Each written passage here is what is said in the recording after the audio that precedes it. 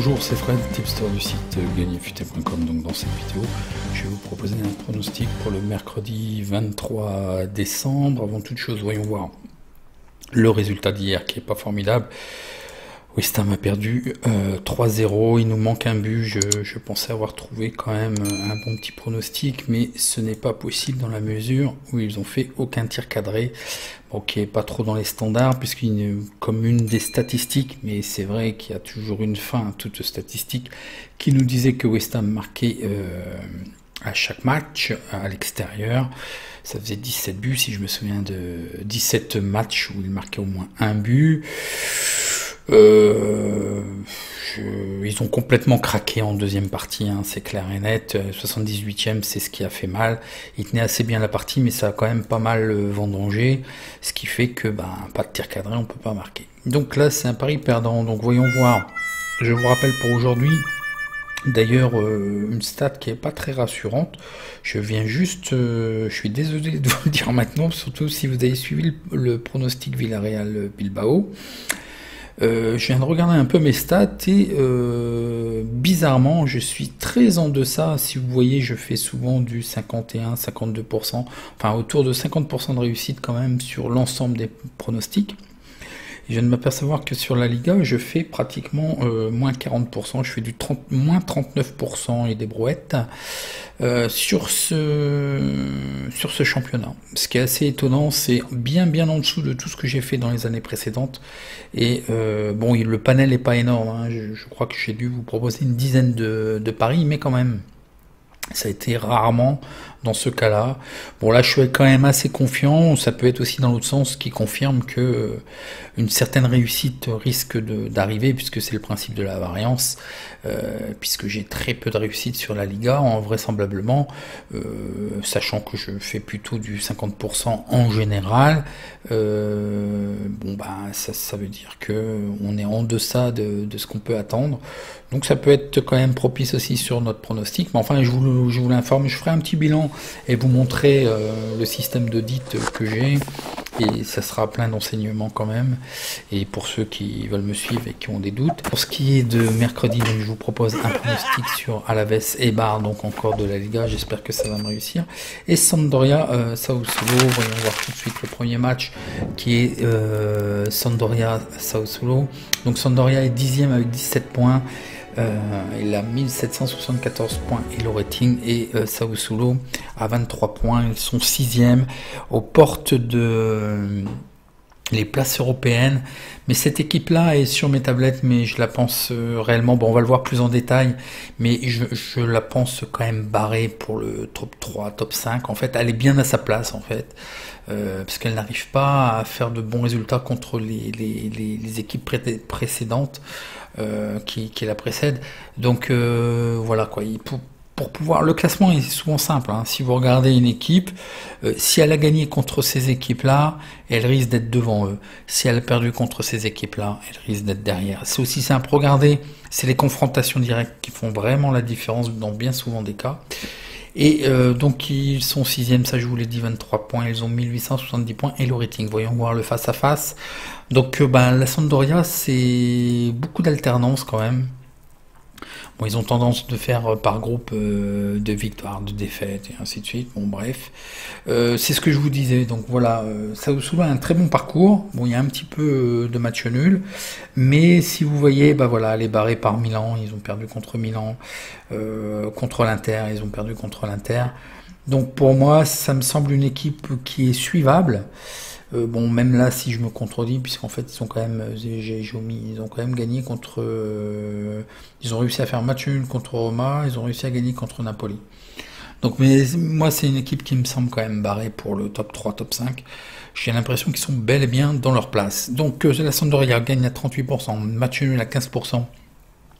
Perdent à 46%, ils font des over plus 2,5 buts à 84%, des under à 15%, 69% où ils marquent en premier, 30% où ils encaissent en premier, un rendement positif de plus 60%.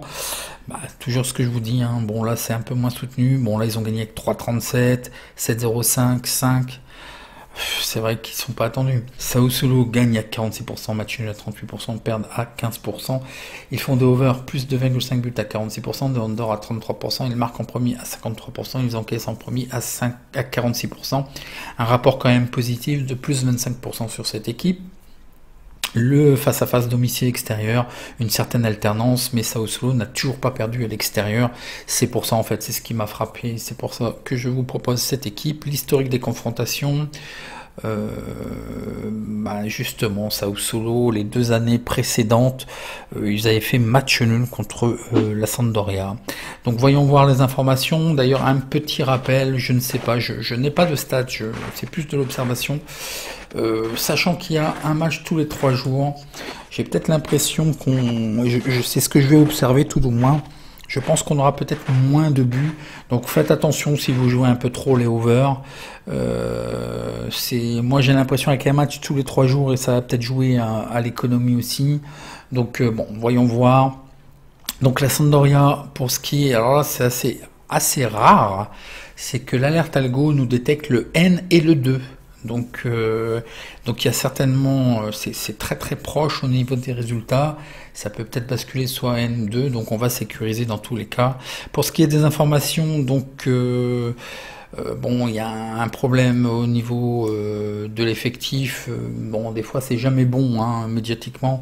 Et puis, ça sème le trouble quand même dans l'équipe. Il y a toujours, en fait, des gens qui vont être pour l'entraîneur, hein, pour un Ranieri. Puis, il y a des gens qui donneront plutôt la balle à Candreva. Bon, vraisemblablement, il y a un souci au sein de l'équipe. Il y a eu quelques intercations qui n'est pas passé inaperçu. Ça fait beaucoup de bruit en Italie. Sinon, de retour, vraisemblablement, puisqu'ils ont repris l'entraînement, donc ils seront peut-être pas alignés d'office, mais ils pourront rentrer en cours de jeu. Donc, ce qui est bien, c'est qu'il y a un défenseur quand même clé. Et puis un attaquant côté Sampdoria. Et puis la seule certitude, c'est Alex Ferrari qui est un défenseur et qui est blessé. Sinon, ça reste somme toute équilibré en 4-4-2. Il y a quand même de la profondeur de banc. Pour Sao Solo, l'effectif est pratiquement au complet. Il y a juste un blessé, Filippo Romagna. Le dispositif tactique certainement en 4-2-3-1. Donc là c'est pareil, ça reste l'équipe de Sao Solo.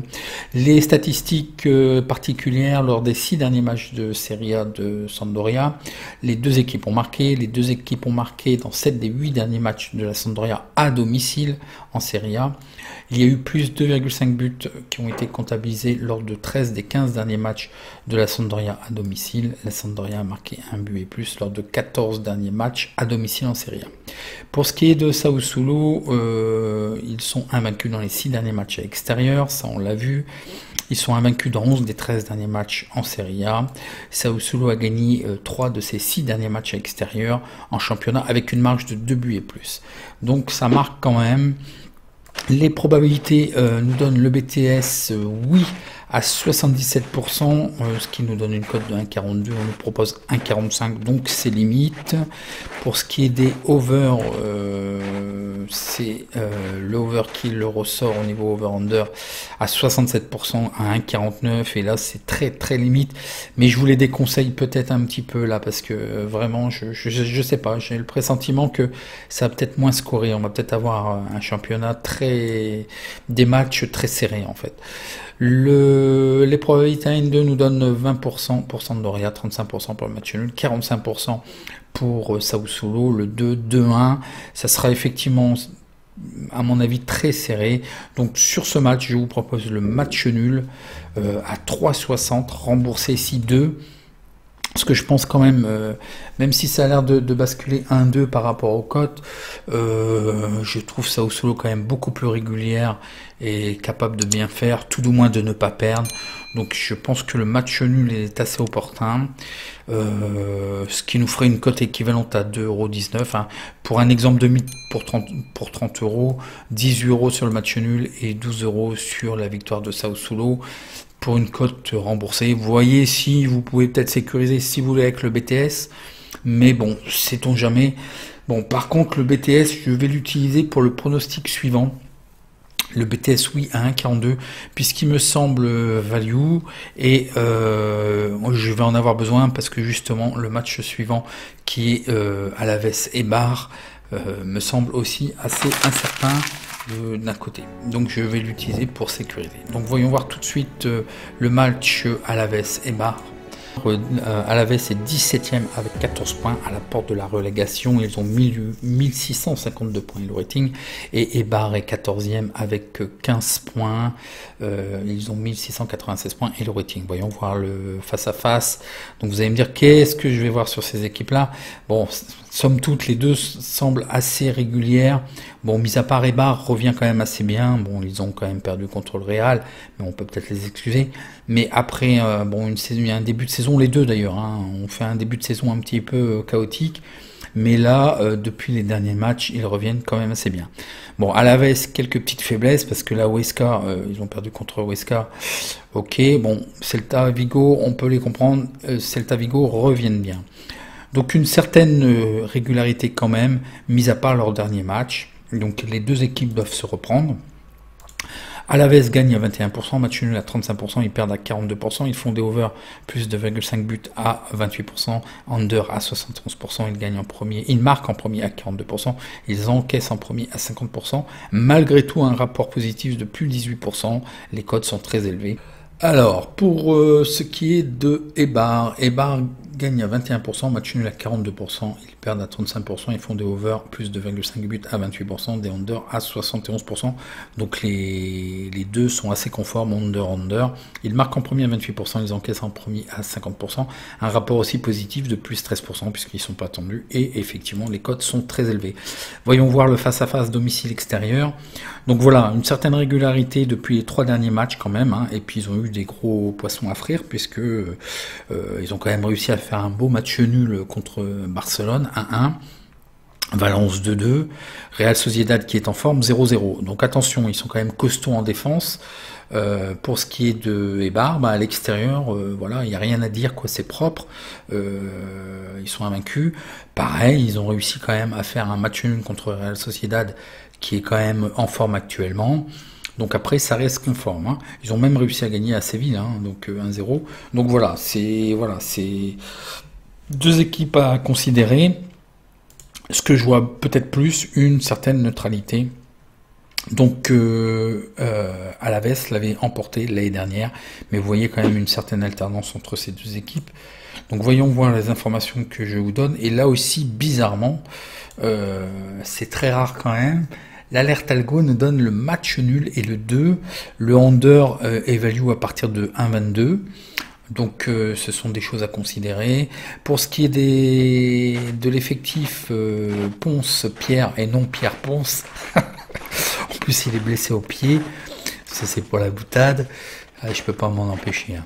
Et blessé Rodrigo Eli au niveau du genou, un défenseur, sinon ça reste quand même conforme au niveau de l'équipe à Alaves, il n'y a rien.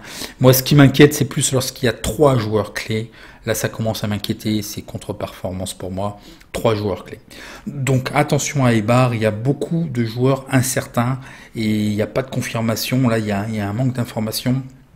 Ce qui est certain, c'est le retour de 2 défenseurs, dont Arbila, qui est quand même un parti pour moi du dispositif tactique, Burgos, qui est quand même une bonne doublure aussi, pour moi il n'est pas vraiment encore indispensable, et il n'a pas joué suffisamment de matchs, mais voilà, ce sont 2 bons défenseurs qui sont vraiment de retour, qui compensent en fait l'absence d'un autre de défenseur, mais c'est plutôt incertain. Correa, il avait une lésion musculaire.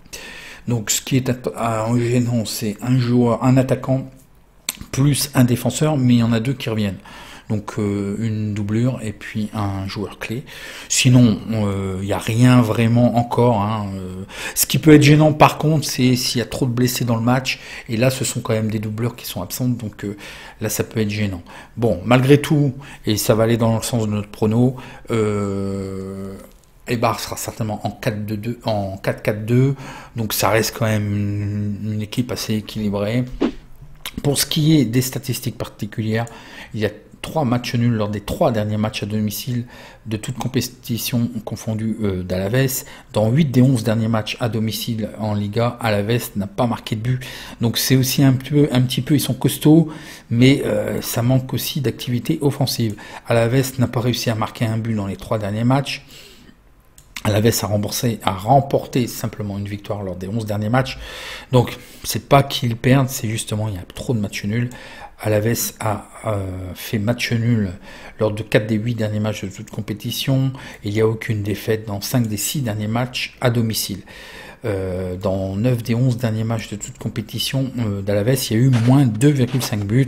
Effectivement, une constante aussi sur l'équipe. On l'a vu au niveau des stats, hein, le under ressortait très nettement à 71%. Aucune défaite ne peut être trouvée dans les 6 derniers matchs à l'extérieur des bars. Donc voilà, Eibar a fait match nul dans les 7 derniers matchs de toute compétition. Eibar a remporté seulement une victoire dans les 7 derniers matchs de championnat. Eibar n'a pas perdu dans 6 des 7 derniers matchs de toute compétition. Eibar a gardé sa feuille blanche, donc une clean sheet, hein, ils n'ont encaissé aucun but dans 4 des 6 derniers matchs de toute compétition. Et dans les 9 des 10 derniers matchs de toute compétition, ils ont fait aussi moins 2,5 buts. Donc le match nul ressort beaucoup, le under ressort beaucoup. Côté BTS,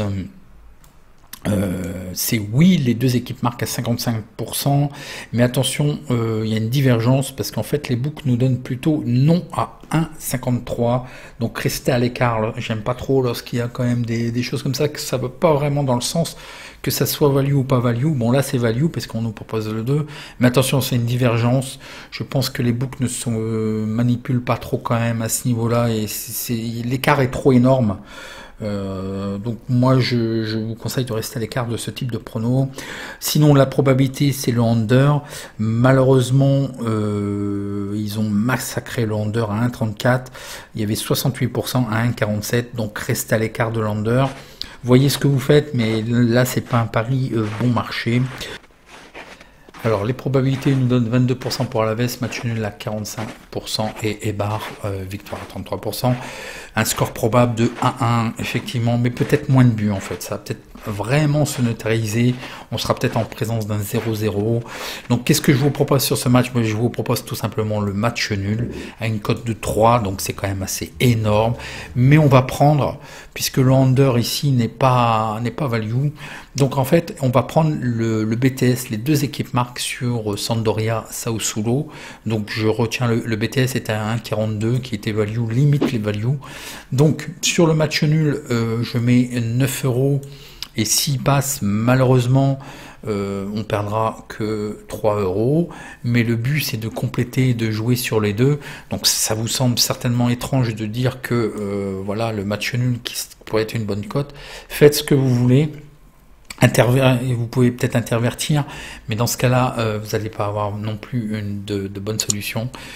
Je ne vois pas le match nul le jouer sec en fait. Alors c'est vrai que ça peut être dommageable de jouer un match nul tout en sachant que si il n'y a que ça qui passe, bon on joue pour perdre 3,38 €, je le conçois, mais voilà, voyez ce que vous faites, comment vous voulez, regardez sur un autre pronostic si vous voulez, mais je n'ai que ça à vous proposer, et je mets pour le rembourser justement le BTS Sampdoria à 1,42 à 21 €, ce qui nous fera une cote remboursée. La cote équivalente, si les deux passent, est quand même assez sympa à 1,89, donc ça maintient quand même une cote globale assez élevée. Donc voilà, c'est le but en fait, hein, c'est le but. Je me vois pas jouer le match nul sec et de mettre, bon là c'est la mise d'exemple 30 €, non. Voilà, c'est vrai que ça semble invraisemblable de parier sur le fait de pouvoir peut-être perdre quand même 3 €. Voilà, mais bon, je le vois comme ça, j'en suis désolé. Voyez autrement, pour moi j'ai l'habitude de jouer comme ça, hein. Donc je réponds, alors je suis un petit peu moins actif et vous êtes vraiment très nombreux. Je vous remercie de tous vos messages, hein, pour fêter la bonne fête et un bon rétablissement. Ça va, vous inquiétez pas. Je vais essayer quand même de vous trouver pour le Boxing Day le 26, mais je ne ferai pas de live. au moins un petit pronostic et puis de superviser pour les jours qui suivent, parce qu'après ça va s'enchaîner, hein. Donc ne vous inquiétez pas, il y aura au moins, je pense, un pronostic. Si vraiment il n'y en a pas, c'est que j'ai vraiment rien vu, ou que c'est pas value, c'est massacré, il y a vraiment une raison. Je mettrai, inscrivez-vous et abonnez-vous et activez la cloche de notification. Je mettrai un petit message si jamais il n'y a pas de prono. Mais dans tous les cas, parce que vous êtes beaucoup de nouveaux, d'ailleurs il y en a certains d'entre vous qui me faisaient part qu'on allait être bientôt 10 000, et effectivement ça fait beaucoup. Dès que je tourne la tête en arrière, il y a tous les 10-15 jours, vous êtes 1 millier de plus, je sais pas jusqu'où on va aller comme ça, mais en tout cas merci, passez de bonnes fêtes, prenez soin de vous. Si les pronostics ne vous conviennent pas, abstenez-vous si vous avez le moindre doute. C'est bon, il y aura d'autres opportunités, ayez une gestion et puis voilà, ça devrait aller quand même sur le long terme. En attendant, je vous souhaite de bonnes fêtes et puis à bientôt dans la prochaine vidéo. Merci.